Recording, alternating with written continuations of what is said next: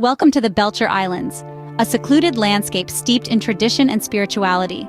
This archipelago, nestled in the heart of Canada's Hudson Bay, is a place of serene beauty and calm solitude. Its isolation, however, belies a complex and intriguing past. Beneath the tranquility lie stories of a community grappling with change, faith, and division. Ideal for its tranquil solitude, but this peace was once shattered by a harrowing chapter in its history. In the early 20th century, the arrival of Canadian law and missionaries forever altered the beliefs of the native Inuit population here. The once secluded Belcher Islands were introduced to the Christian Bible, sparking an explosion of religious fervor that would forever mark this community. Among the Inuit, two individuals, Charlie Auyarak and Peter Sala, declared themselves as vessels of Jesus and God, creating an atmosphere of intense devotion. As the biting winter set in, the tribe's resilience was put to the test. A belief began to pervade the community, the imminent return of Christ. This new doctrine, however, was not met with unanimous acceptance. The community was divided, with some Inuit embracing the new faith while others remained skeptical.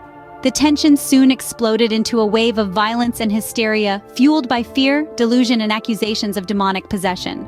Amidst a harsh, biting winter that severely tested the tribe's resilience, a belief began pervading: the imminent return of Christ. But this belief led to divisions within the community.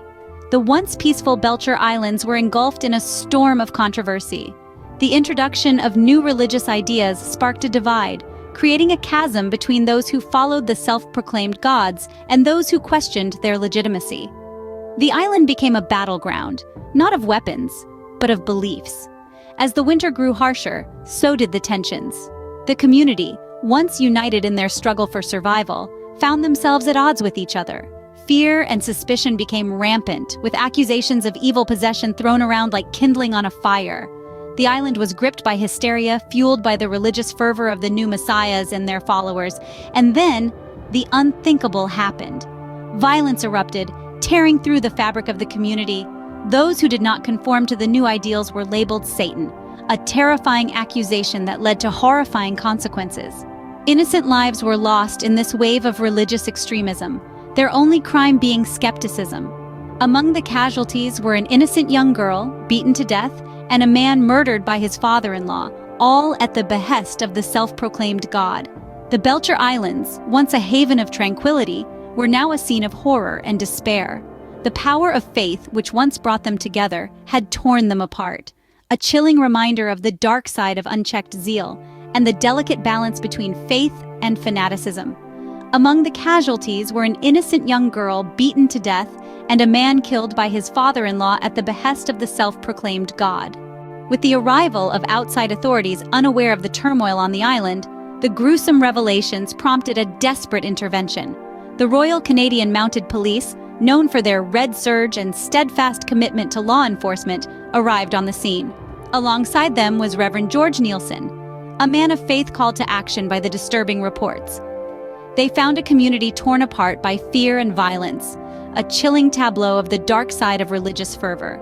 The law and the church, two pillars of Canadian society, were now tasked with restoring peace and order to this shattered community. Through their tireless efforts, the reign of terror was brought to an end. The self-proclaimed gods were tried and convicted, held accountable for their horrifying acts.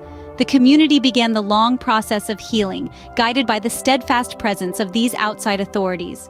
Here enters the Royal Canadian Mounted Police and Reverend George Nielsen, bringing awareness to the atrocities and restoring order in the name of justice. Today, the Belcher Islands massacre stands as a solemn testimony to the power of faith, a power capable of causing both unity and destruction. This harrowing chapter in history laid bare the potency of belief and the havoc it can wreak when twisted by fear and delusion. The arrival of Canadian law and missionaries swept the island with a wave of religious fervor, leading to the emergence of self-proclaimed gods and a horrifying time of violence and hysteria. The unchecked zeal led to divisions within the community, culminating in gruesome acts of violence against those not conforming to the new ideals. The intervention of outside authorities, unaware of the turmoil, brought awareness to these atrocities, restoring order and justice. This chilling event serves as a stark reminder of the delicate balance between faith and fanaticism, between belief and delusion. It stands as a chilling reminder of the dark side of unchecked zeal and the delicate balance between faith and fanaticism. But how would you react if your community was caught in a similar wave of religious fervor? Share your thoughts in the comments below.